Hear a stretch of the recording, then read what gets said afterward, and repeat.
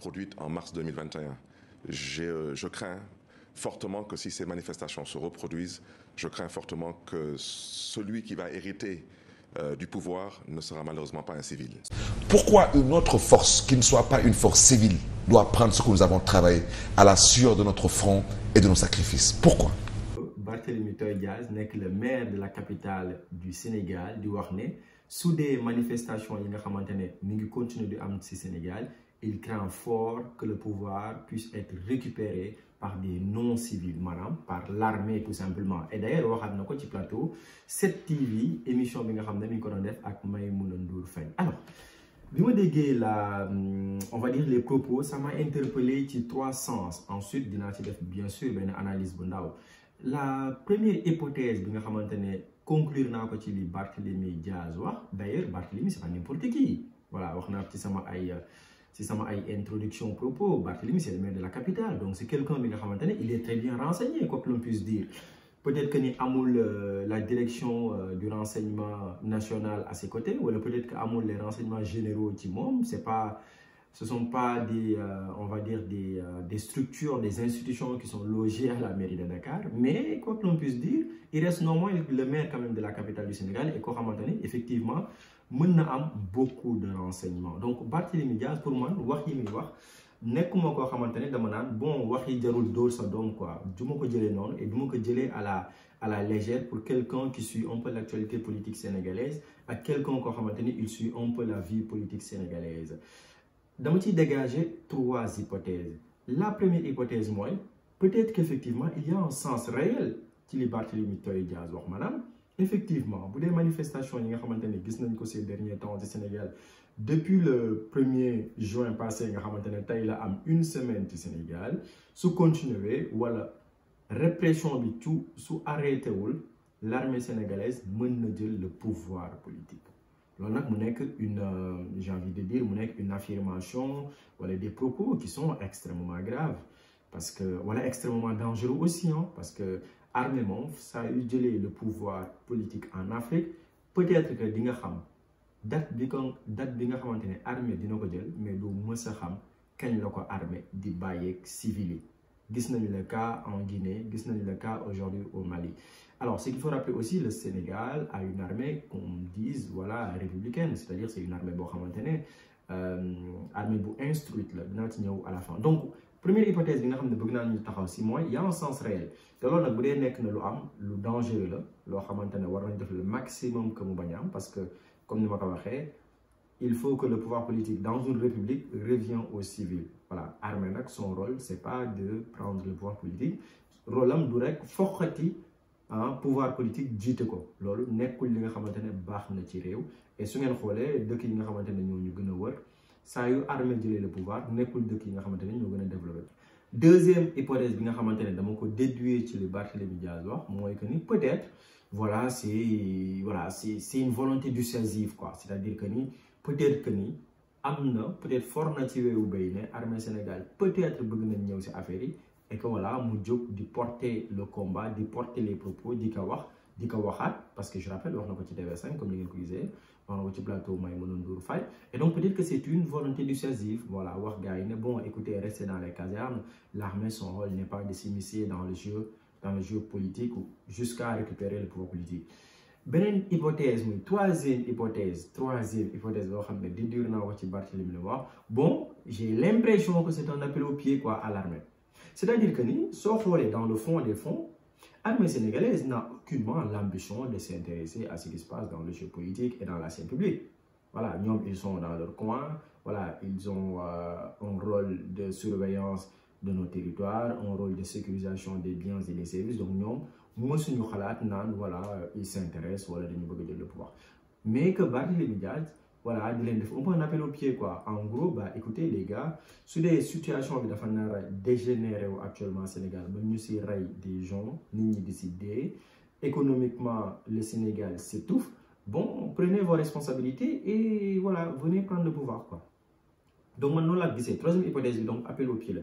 Et puis il y en a beaucoup dans les réseaux sociaux aussi qui disent que l'armée doit prendre ses responsabilités parce que voilà jàpp nañ ne peut-être que ni Macky Sall on est contre le régime de Macky Sall, le milieu du Sénégal, c'est pas normal, et qu'à un moment donné, il faut mettre fin à sa règne, voilà.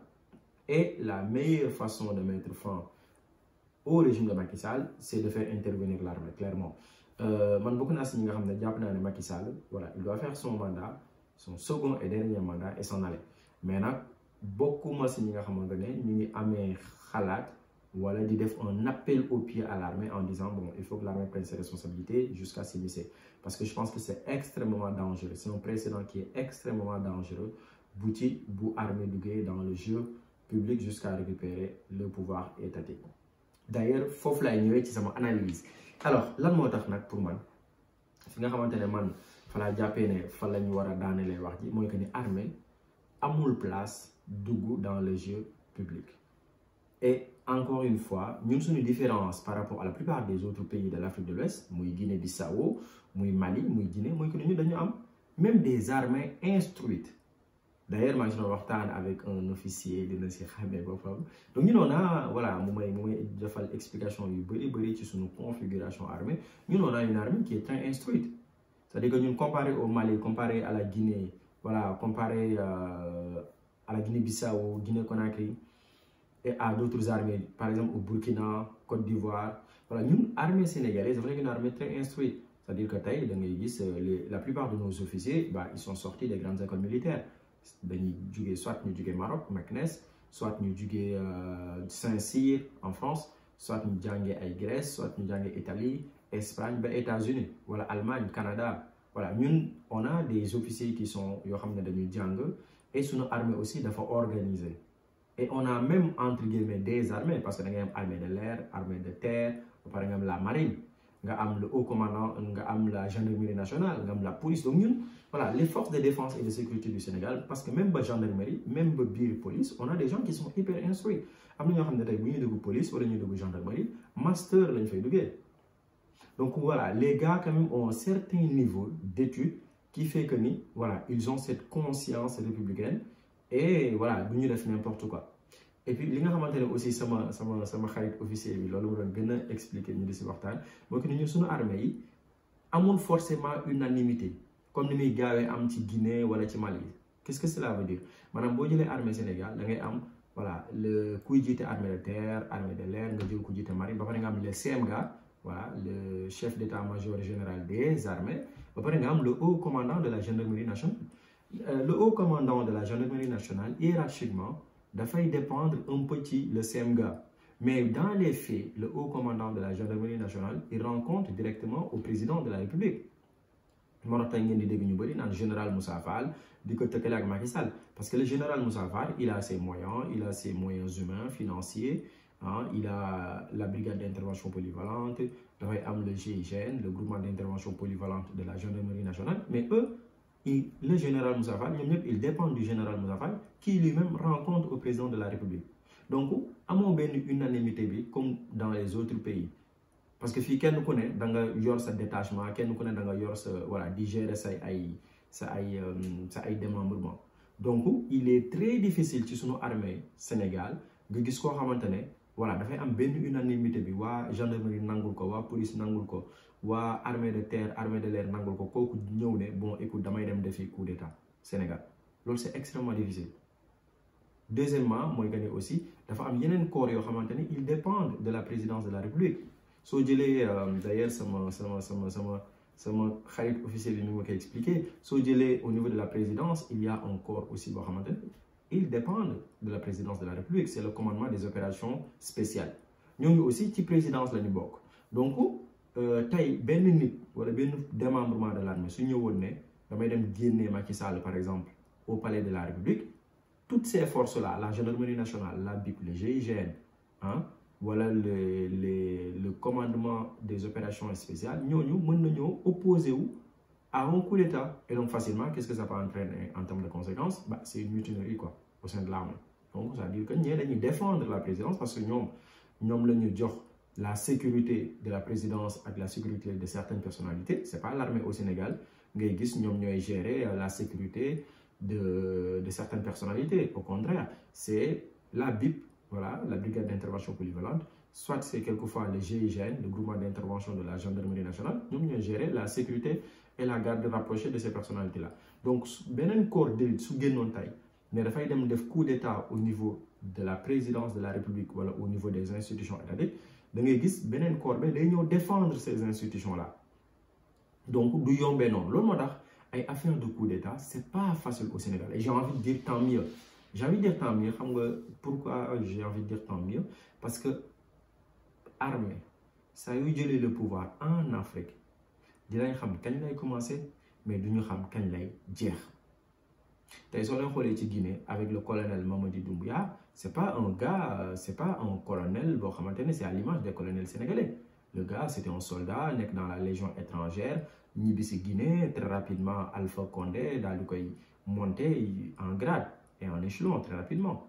C'est pas le cas, c'est pas quelqu'un qui a été faire de grandes écoles militaires, qui est hyper instruit, qui a un niveau master, etc. C'est pas le cas. Même le colonel Assimi Goïta du Mali, c'est pas aussi le cas. C'est quelqu'un, voilà, son père était dans l'armée. Donc, nous sommes une armée dans les autres pays. Voilà, ton père est dans l'armée, toi aussi tu viens dans l'armée. Donc, limite genre de succession là dedans.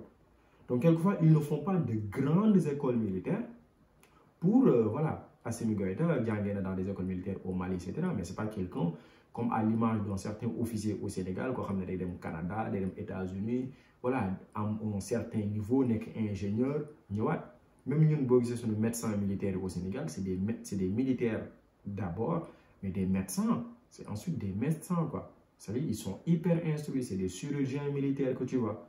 Voilà, c'est ce qu'on voit au Sénégal avec l'école militaire de la santé. Donc, nous, on a cette chance-là qui fait que nous, sur nos armées, elles sont hyper instruites. Et donc aussi, il ne faudrait pas nous créer un précédent en disant, bon, il faut faire un appel au pied à l'armée pour qu'elle s'immisce dans le jeu public. Parce que, encore une fois, gis ngeen tey Afrique dëkk yi nga xamante ne tey armée moo ko jiite dëkk yooyu si gën a pauvre lañ bokk. Si gën a pauvre lañ bokk. te à partir du moment où quelqu'un de l'armée prend le pouvoir duñu xam fan lay arrêté. Guinée gis nañ ko tey. Gis nañ Mali avec Assimi Goïta xamuñu ñooñu kañ lañ nar a jugee à la tête de la République. Au contraire dañu nekk d'ailleurs ñoo xamante ne ils vont commencer à remplacer leurs uniformes de l'armée par des costumes cravates pour ressembler à des politiciens ordinaires. Donc voilà loolu laa bëggoon ñëw ñu waxtaanee ko n'hésitez pas ngeen wax ma yéen la ngeen xalaat ci propos Barthélémy Dias est-ce que c'est quelque chose qui tient debout? Est-ce que aussi l'armée sénégalaise doit intervenir, maanaam def un coup d'état tout simplement, ou pas du tout, l'armée doit rester dans les casernes et en tout cas être cantonnée dans son rôle de défense et de contrôle tout simplement de nos frontières et de maintien de la sécurité publique. Donc n'hésitez pas à me dire ce que vous en pensez. N'hésitez surtout pas à vous abonner massivement à la chaîne YouTube Sunugal ci kanam.